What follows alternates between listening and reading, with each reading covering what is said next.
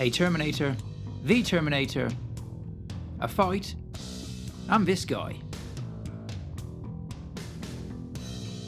What happens when you cross Warhammer and Hollywood? I guess we'll find out in a few years when Henry Cavill makes a Warhammer film, but for now, you're stuck with me. I may not be Superman, but I am partial to a pair of red pants. So I've got a plan. Let's put a Terminator against a Terminator, or the main Terminator, Arnie. As I started fitting this guy together, I realised that the arm was sort of in the wrong position and he was facing the wrong way, so we need to fix that.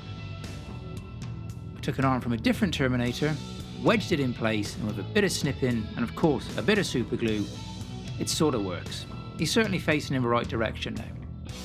With a Terminator built, we can move on to the base. Using some MDF and a few scraps we've got lying around, we'll start building this up. I've had this glue lying around for ages, and to be honest, it's rubbish, so this is a good excuse to get rid of it. Once we've got the corkboard in place, we're going to use some balsa wood and give this a frame.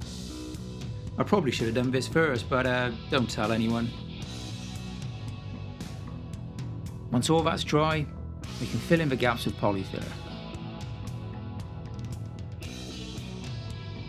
Never wanting to waste anything, we'll use a few old sprues and stick these in place.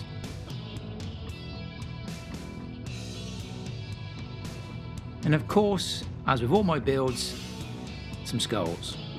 Though this guy decided to leave the party, so much for my chopstick skills. We can then add a wash of PVA and then some dirt from my greenhouse.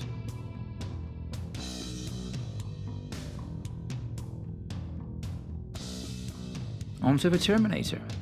He's had an undercoat of Macragge blue using the spray can. We'll start this off with an all-over blue wash. Then, using some Duncan Rose paints, we'll give this a good solid dry brush. Starting with a darker colour and building up to the lighter shades. This is a quick and easy way to also edge highlight your model. It's not going to win you any awards, but hey. You can then block in some of the other colours. I'm painting this gun white because later on we're going to use a contrast black to pick out some of the detail.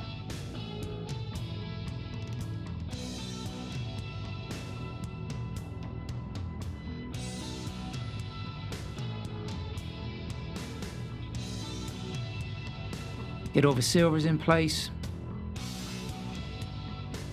And the contrast black. This really does work well. And once dry and with a bit of a dry brush, looks pretty good.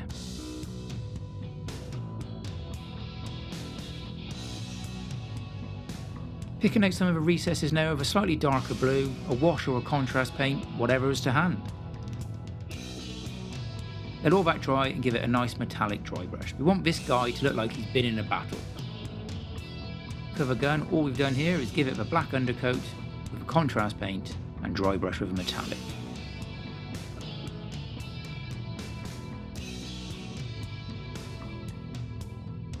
Pick out some of the details on the shoulder pads and the skulls. We can also highlight some areas of the gun.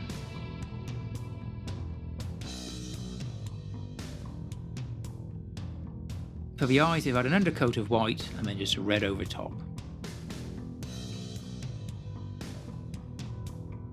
And just finish some final details.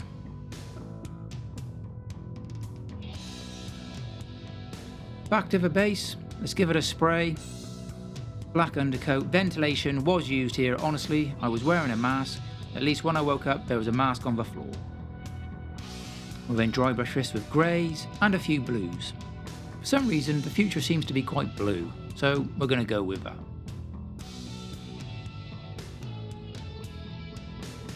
Look at a few of the details, some of the metallics for blacks.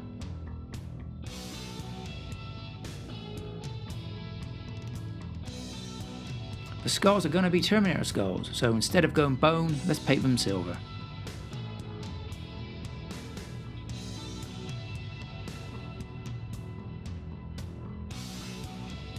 We can then pick out some of the darker details. I'm using greys on these beams. I could have just gone silver, but I wanted to try something a bit different, using a few greys with a bit of dry brushing.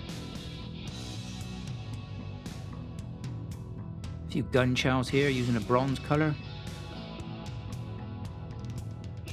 Once all that's dry, we can use my famed stippling technique and just go around and give everything a good dab. It's a good way to weather scenery.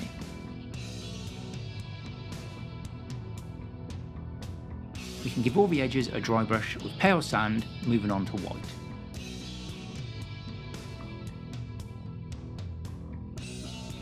Not forgetting the beams.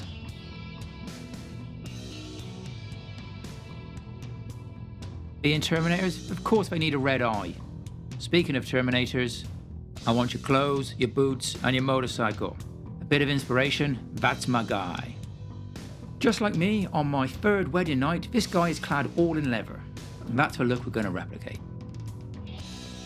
But being a resin model, we need to give it a clean. Now we're ready to paint. So it's had a black undercoat, and then we're just going to highlight some of these details out, using other blacks which are a little bit lighter. Lock in the hair, and then work on the face. As you know, all Terminators like to lick their brush. This is a pretty easy model to paint, to be honest, mainly because it's all black.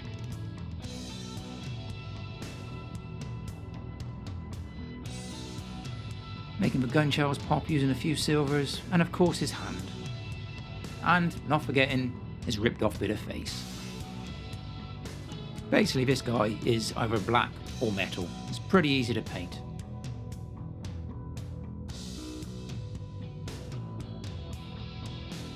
Adding a few extra details, belt buckle, the zips. I prefer to do all my painting in a dark blue light whilst wearing shades. We can then give this a dry brush.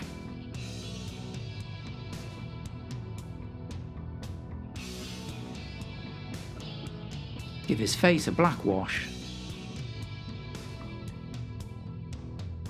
And then pick out some of the highlights on the skin part of his face.